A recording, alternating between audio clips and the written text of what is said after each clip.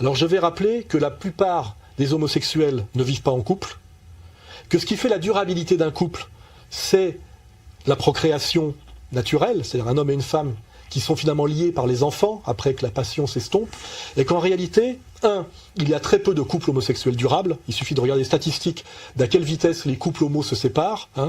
C'est très frivole, un couple homo, c'est très rare les couples homos durables. Les couples homos ne demandent très rarement ni le mariage ni l'adoption.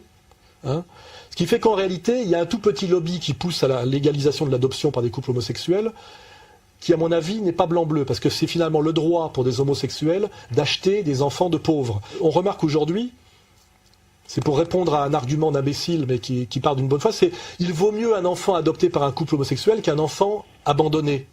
Alors je vais faire remarquer très précisément, je connais très bien le sujet de l'adoption, très très bien. Je ne vais pas parler de ma vie privée, mais je connais ça très très bien.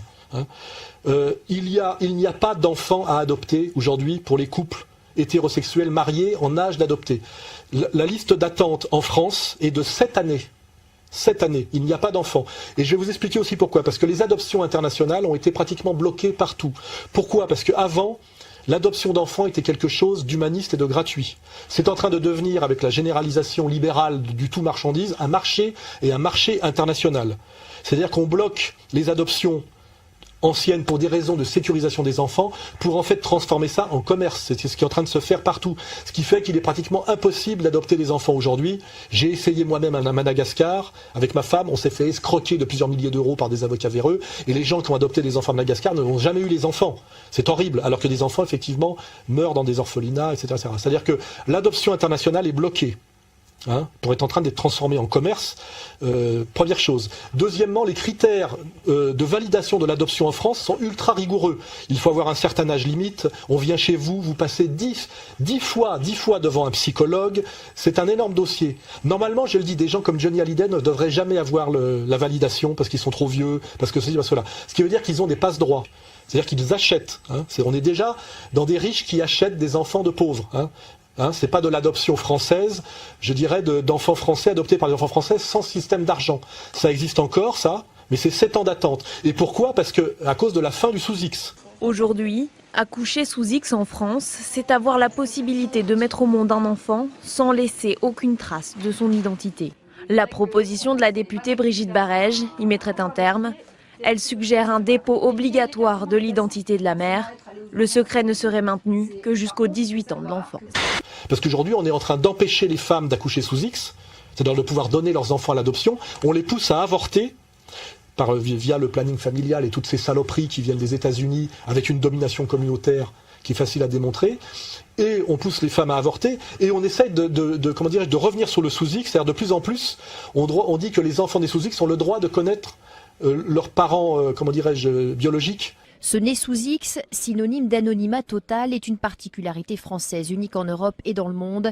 Elle est en contradiction avec la Convention internationale des droits de l'enfant, car l'accès aux origines est un droit élémentaire.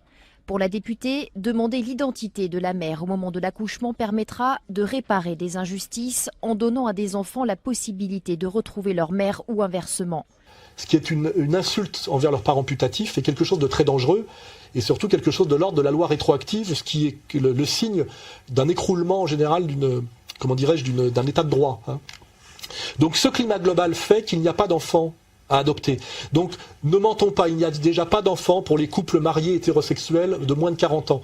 Donc l'histoire de l'adoption par des couples homosexuels, je le dis face à la caméra très précisément, est en réalité une manipulation du tout petit lobby pédophile qui veut pouvoir impunément acheter des enfants de pauvres et je ne sais pas pourquoi faire avec. Et au nom de la priorité de la défense de l'enfant, il faut se mobiliser pour être contre cette saloperie, qui n'est pas du tout ni la volonté du peuple français, ni de gauche, ni la volonté des homosexuels. Il faut bien le savoir. C'est toujours les agissements de tout petits lobbies qui ont des intentions maléfiques.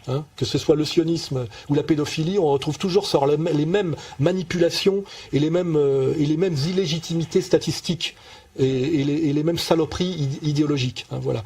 Donc là, j'espère avoir fait le tour de la question. Pour les gens qui me disaient que c'était pas sérieux, la réalité, elle est celle-là. Voilà. Je suis contre, en tant qu'homme de gauche, que des riches décadents puissent acheter des enfants du tiers-monde pour faire ce qu'ils veulent avec. Parce que c'est vers ça qu'on va. Voilà.